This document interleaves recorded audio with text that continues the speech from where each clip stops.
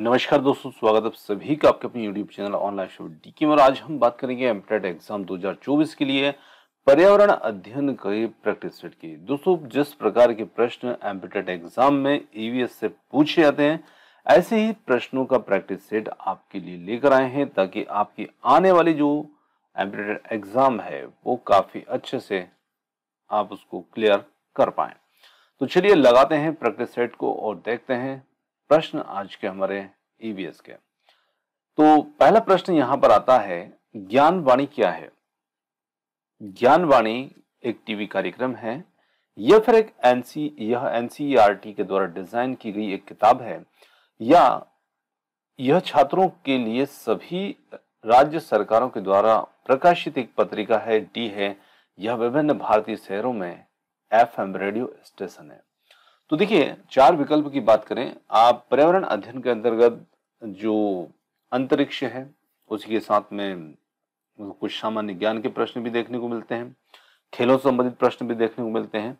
तो उसी प्रकार के प्रश्नों को आप जरूर तैयार कीजिएगा और टॉपिक वाइज जो क्वेश्चन है, जिस प्रकार के प्रश्न प्रीवियस ईयर में पूछे गए थे, तो उनको टॉपिक वाइज वीडियो आपको चैनल पर उपलब्ध है, आप उनको भी देख सकते हैं। वहां पर आपको एक साथ एक ही टॉपिक से संबंधित जितने भी प्रश्न हैं वो एक ही वीडियो में कवर किए गए हैं, तो उनको भी आप विजिट कर सकते हैं।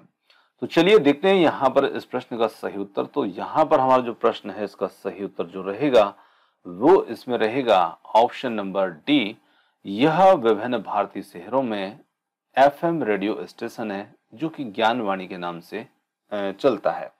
तो ऑप्शन डी यहां पर हमारा इसमें सही उत्तर होगा।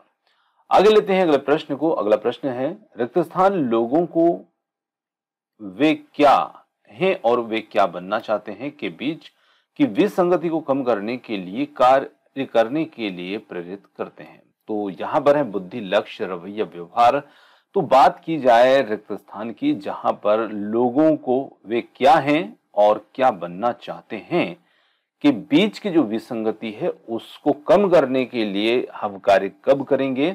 तो जब हमारे पास लक्ष्य होगा। तो यहां पर ऑप्शन बी, लक्ष्य लोगों को वे क्या हैं और क्या बनना चाहते हैं के बीच की विसंगति को कम करने के लिए कार्य करने के लिए प्रेरित करता है। तो ऑप्शन बी हमारा इसमें उत्तर हो जाएगा।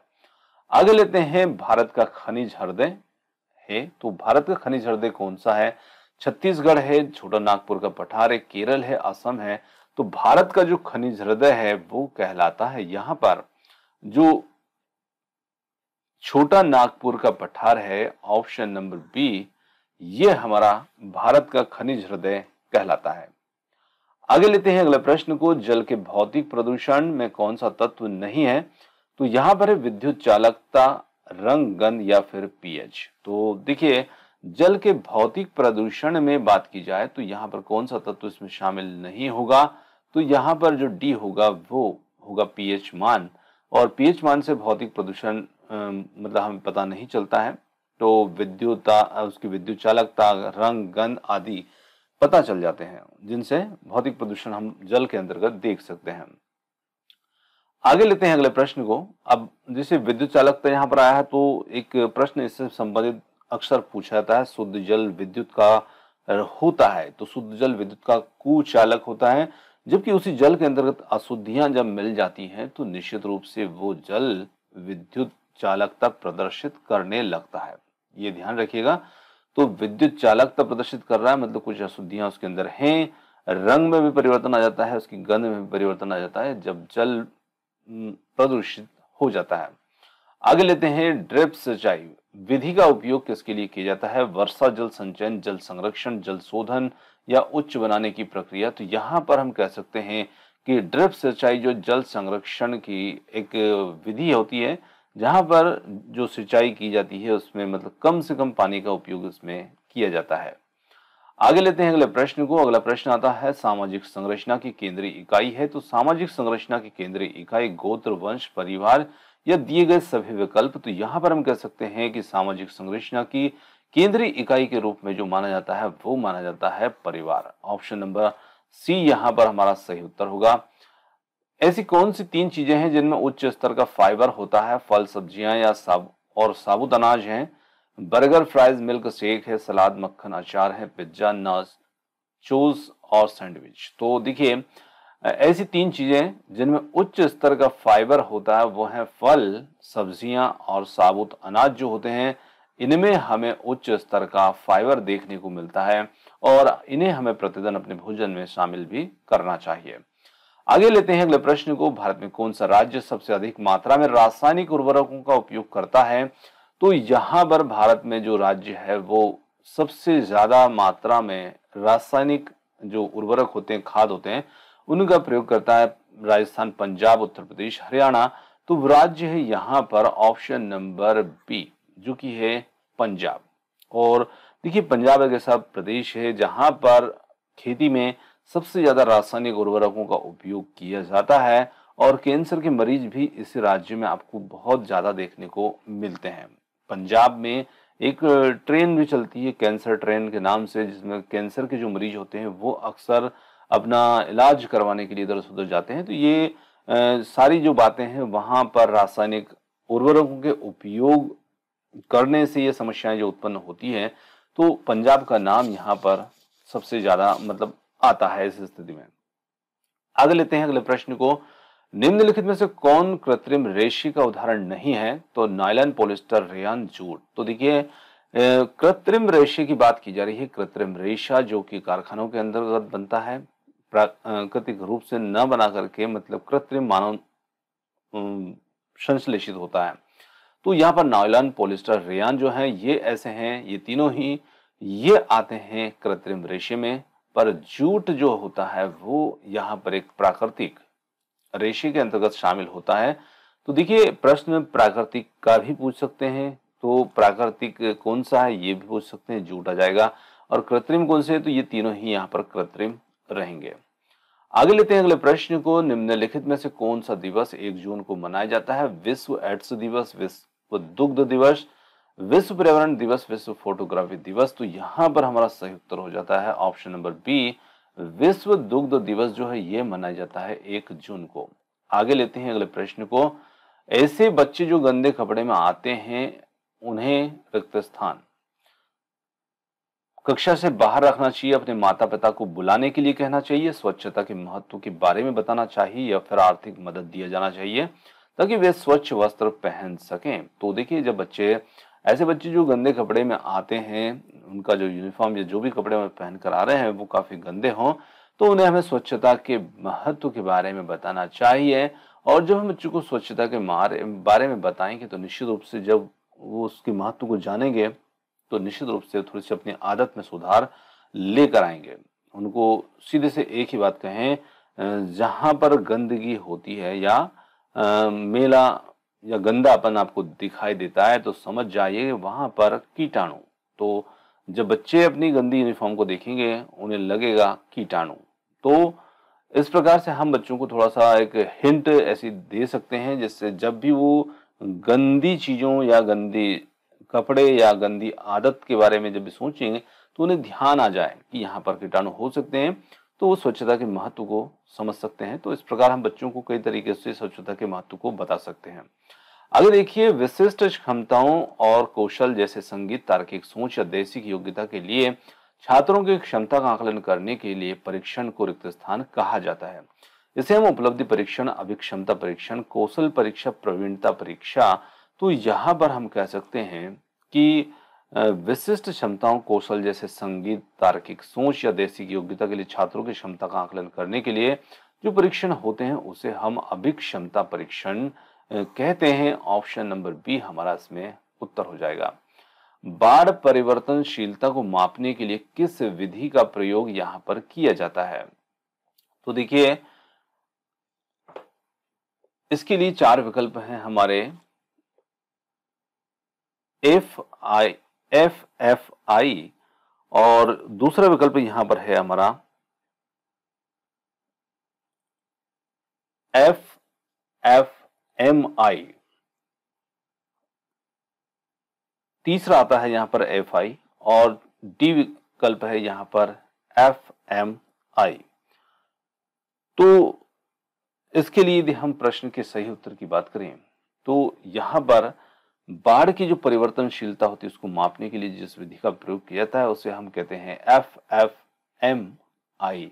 तो विकल्प आपका कुछ इस प्रकार से भी हो सकता है, आप ऐसे लिखा हुआ है या फिर ऐसे लिखा हुआ है, कैसे भी आप समझ सकते हैं। तो ये ऑप्शन नंबर जो बी होगा FFMI, ये हमारा इसमें उत्तर होगा। आगे लेते हैं अगले प्रश्न को। चीन में कौन सी नदी अक्सर बाढ़ आती है और विशेष रूप से विनाशकारी बाढ़ 1993 की महान बाढ़ थी। तो चीन की जो नदी है जिसमें अक्सर बाढ़ देखने को मिलती है और एक विनाशकारी बाढ़ भी वहां पर आई थी 1993 में। तो वो नदी कौन सी है? यहाँ पर लुकाओ, शूले, डोंग, हुआंग है। तो यहां पर हम कह सकते हैं वो जो नदी है वो है ऑप्शन डी, हुआंग है। ये हमारा इसमें उत्तर होगा। आगे लेते हैं, वनों में फूलों की प्रजाति कहलाती है। तो वनों में फूलों की प्रजाति जो होती है उसे हम क्या कहते हैं? ब्रायोफाइट्स, एंजियोस्पर्म, जिम्नोस्पर्म या फिर फर्न। तो यहाँ पर इसे हम कहते हैं, वनों में फूलों की जो प्रजाति होती है वो कहलाती है एंजियोस्पर्म। ऑप्शन नंबर बी होगा यहाँ पर उत्तर। आगे लेते हैं अगले प्रश्न को। मंगल कक्षेत्र मिशन अंतरिक्ष यान किस वर्ष यहाँ पर प्रक्षेपित किया गया था? 2011, 2013, 2015, 2017। तो ये यहाँ पर किया गया था ऑप्शन नंबर बी 2013 को। और अंतरिक्ष मिशन, अंतरिक्ष यान से संबंधित जो जितने भी प्रश्न इसके बनते हैं उसका वीडियो चैनल पर आप जाकर देख सकते हैं। एक ही टॉपिक से संबंधित सारे प्रश्न आपको देखने को मिल जाएंगे। आगे लेते हैं अगला प्रश्न। योगाभ्यास के बारे में जानकारी यहाँ उपलब्ध है वेदों में, उपनिषद में। इसके लिए सही कूट का चयन हमें करना है और केवल एक है, दो है, ए ना तो एक है ना दो है, और सी में दिया है एक और दो, दोनों है। तो देखिए सी के अंतर्गत देखेंगे एक और दो दोनों, जिसमें वेदों में भी योगाभ्यास के बारे में बताया गया, उपनिषदों में भी जानकारी इसके बारे में उपलब्ध है। तो दोनों ही यहाँ पर उत्तर होंगे। ओजोन अवक्षय के हानिकारक प्रभावों को मान्यता देते हुए किस संधि पर हस्ताक्षर किए गए थे? काफी महत्वपूर्ण प्रश्न है, अक्सर पूछा जाता है। इसका जो उत्तर होगा वो काफी चर्चित रहता है। काफी चर्चित प्रश्न ये है, वियना संधि, पेरिस समझौता, मॉन्ट्रियल प्रोटोकॉल, वर्साई की संधि। तो यहाँ पर जो मॉन्ट्रियल प्रोटोकॉल है ये ओजोन के अवक्षय के हानिकारक प्रभावों को मान्यता देते हुए इस संधि पर हस्ताक्षर किए गए थे। आगे लेते हैं, दल शिक्षण का सोपान है। दल शिक्षण का सोपान है योजना और संगठन, संगठन और मूल्यांकन, योजना, संगठन और मूल्यांकन। तो दल शिक्षण के सोपान के अंतर्गत ये तीनों ही शामिल होते हैं, योजना, संगठन और मूल्यांकन।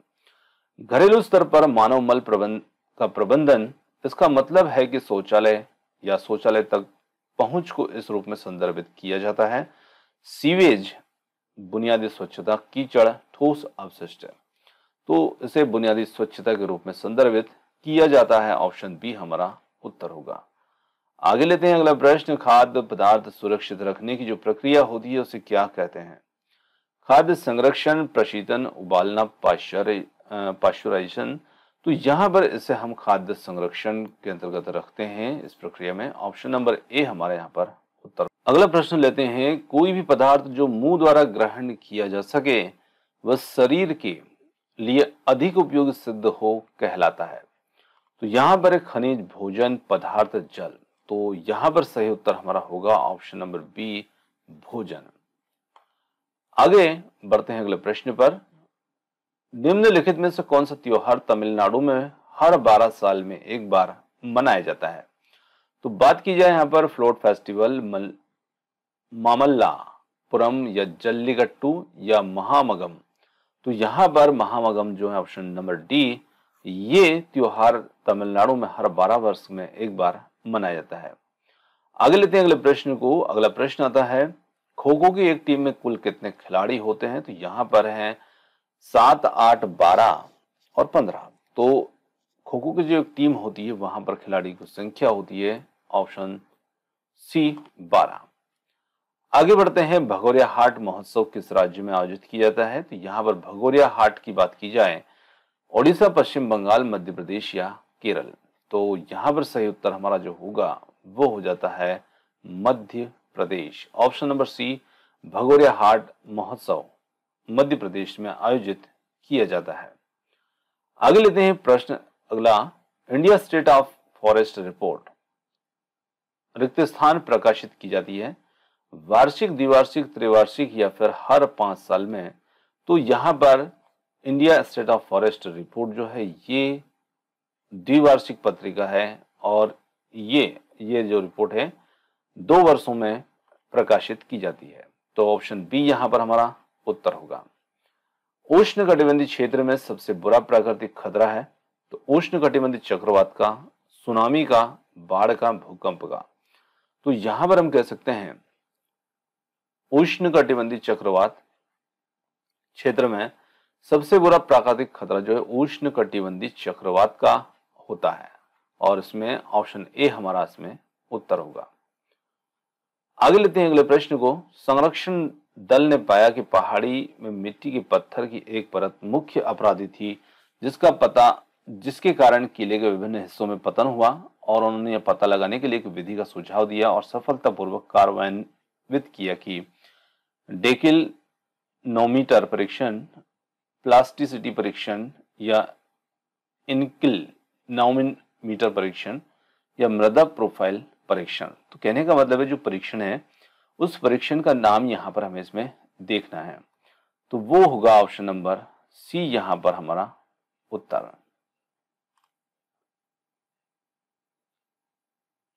आगे लेते हैं अगले प्रश्न को। 2008 में भारत ने विश्व कॉफी उत्पादन का कितना प्रतिशत जो उत्पादन है वो किया था? 1.5%, 50%, 3.2% या 6%। तो यहां पर सही उत्तर होगा 2008 में भारत ने विश्व कॉफी उत्पादन का जो हिस्सा उत्पादित किया था वो है 3.2%। ऑप्शन नंबर सी हमारा उत्तर। आगे लेते हैं बालक की मानसिक क्षमता के विकास में किसका प्रमुख योगदान होता है? तो देखिए बालक की जो मानसिक क्षमता होती है उसके विकास में प्रमुख योगदान आनुवंशिकता का होता है और साथ ही साथ जो पर्यावरण होता है उसका भी शामिल होता है, पर पर्यावरण यहाँ पर हमारा उत्तर इसमें दिया नहीं है। तो ऑप्शन नंबर ए होगा यहाँ पर हमारा उत्तर। आगे लेते हैं राजस्थान का कौन सा समुदाय प्राकृतिक संरक्षण के लिए प्रसिद्ध है? बंजारा, जैन, राजपूत या बिश्नोई। तो यहाँ पर ऑप्शन नंबर डी होगा बिश्नोई। ये समुदाय राजस्थान का है और समुदाय प्रकृति संरक्षण के लिए प्रसिद्ध है। क्वांटम क्रिप्टोग्राफी को माना जाता है फ्यूचर प्रूफ, सरल विधि, वर्तमान प्रूफ या मूल अनुसंधान। तो इसे फ्यूचर प्रूफ माना जाता है क्वांटम क्रिप्टोग्राफी को। ऑप्शन ए हमारा इसमें उत्तर होगा। आगे प्रश्न है कृषि में शामिल है फसलों को उगाना, फूलों को उगाना, पशुपालन। क्या केवल 1 और 2 सही है, 2 और 3 सही है या 1 और 3 सही है या फिर तीनों ही सही हैं? तो यहाँ पर हम कह सकते हैं कि कृषि के अंतर्गत जो शामिल होते हैं उसमें फसलों को भी उगाया जाता है, फूलों को भी उगाया जाता है, पशुपालन भी किया जाता है। तो तीनों ही इसमें सही होंगे और इसके लिए विकल्प डी जिम्मेदार होगा। आगे लेते हैं अगले प्रश्न को। आगरा में ताज उत्सव किस महीने में मनाया जाता है? नवंबर, सितंबर, फरवरी, जनवरी। तो ये हमें देखने को मिलता है आगरा में ताज उत्सव मनाया जाता है ऑप्शन नंबर सी, फरवरी को ये मनाया जाता है।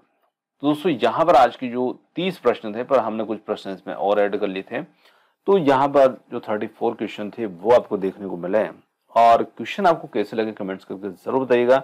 वीडियो यदि पसंद आया हो तो वीडियो को लाइक कर सकते हैं, चैनल को सब्सक्राइब कर सकते हैं और आपने जो समय दिया उसके लिए बहुत बहुत धन्यवाद। Thanks for watching. मिलते हैं जल्दी ही एक और नए किसी वीडियो के साथ।